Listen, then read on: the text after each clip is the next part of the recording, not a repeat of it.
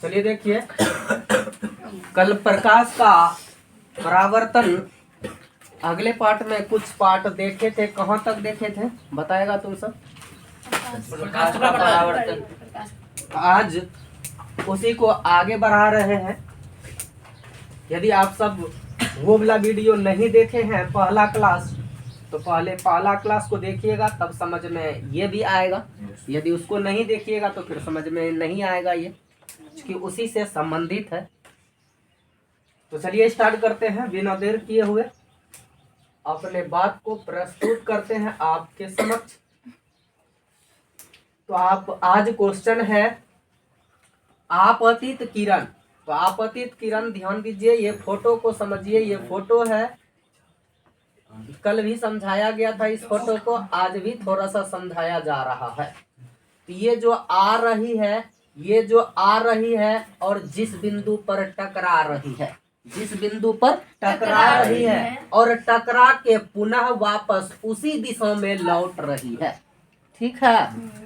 तो जो प्रकाश की किरण आई और जिस बिंदु पर, यानी ये समतल दर्पण है, दर्पण के जिस बिंदु पर टकराई उसे क्या कहते हैं? आपतन बिंदु। और जो आती है ध्यान दो, जो आती है उसे आपतित किरण, और जो टकरा के वापस लौटती है उसे परावर्तित किरण कहते हैं। ये बात कल बताया गया था। और ये बीच में जो है, ये बीच में अविलंब है। ये क्या है? अविलंब है।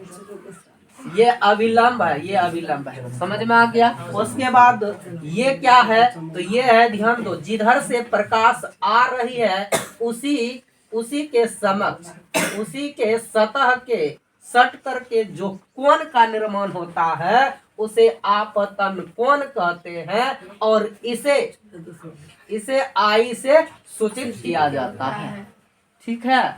उसके बाद देखो, और दर्पण पर आती है और यहाँ पर टकराती है और पुनः वापस लौट जाती है। लौटने के क्रम में जो कोण का निर्माण होता है उसे परावर्तन कोण कहते हैं, जिसे हम आर से सूचित करते हैं। इसी का आज डिफिनेशन पढ़ेंगे, और इसको कल भी हम पढ़े थे ना।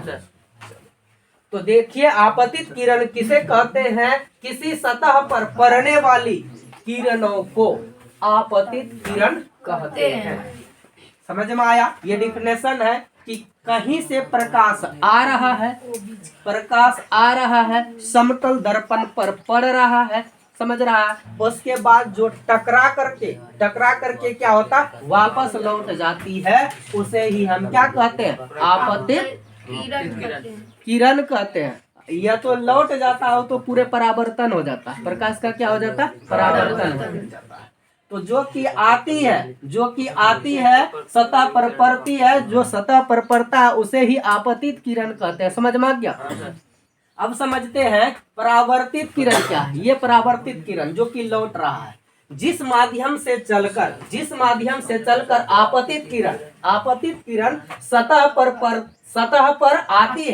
पर आती है और उसी माध्यम में लौट गई किरण को क्या कहते हैं? परावर्तित किरण कहते हैं। समझ में आया? जो कि चित्र में वो भी परावर्तित किरण है। वो भी क्या है? परावर्तित किरण। इसको बताया गया था, चित्र कल बनाए थे, उसी चित्र को दर्शाया गया है, ठीक है। ये ओ भी हो गया, ये ए ओ हो गया, जो कि चित्र में दर्शाया गया था, ठीक है। चित्र अभी नहीं है, कल अब था, लेकिन उसका बना दिया गया है यहाँ पर। ये समतल दर्पण है, इसी तरह बताए थे, ठीक है। उसके बाद समझते हैं आपतन बिंदु क्या है। जिस बिंदु पर आपतित किरण सतह से टकराती है, यहाँ देखो, सतह से टकराती है, आती है और टकरा जाती है, ठीक है, उसे क्या कहते हैं? आपतन बिंदु कहते हैं। जो कि चित्र में ओ बिंदु है, जहाँ पर की टकरा रहा है, दिख रहा है, चित्र में ओ पर टकरा रहा है, उसे ही हम आपतन बिंदु कहते हैं। अभिलंब क्या है? अभिलंब को समझो। किसी समतल सतह के किसी बिंदु पर खींची गई लंब को उस बिंदु पर अभिलंब कहते हैं। यानी उस बिंदु पर ये क्या है? देखो खींचा गया है, इसको क्या कहते हैं? अभिलंब कहते हैं।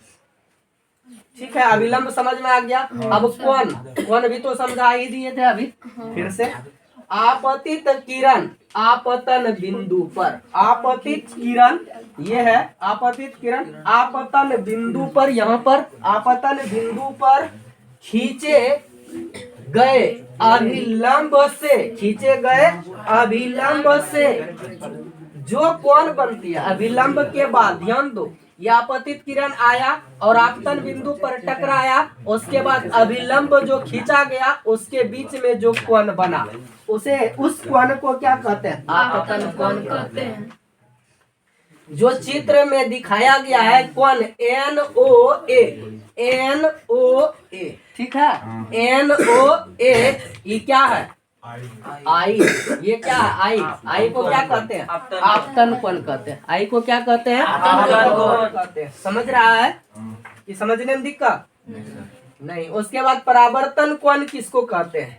परावर्तित किरण, समझ रहा है? परावर्तित किरण कहाँ है? ये दिख रहा है, ये परावर्तित किरण है। उसके बाद आपतन बिंदु, मतलब यहाँ O, आपतन बिंदु जहाँ पर टकरा करके वापस लौटती है, समझ रहा है? ये हो गया आपतन बिंदु।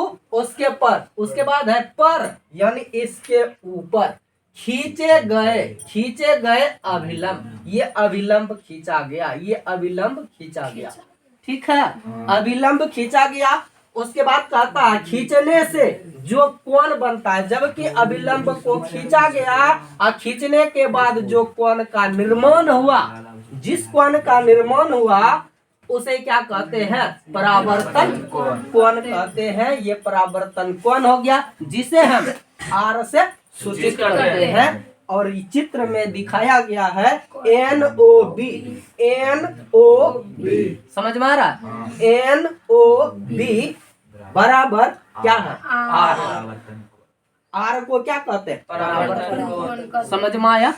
किसी को दिक्कत नहीं?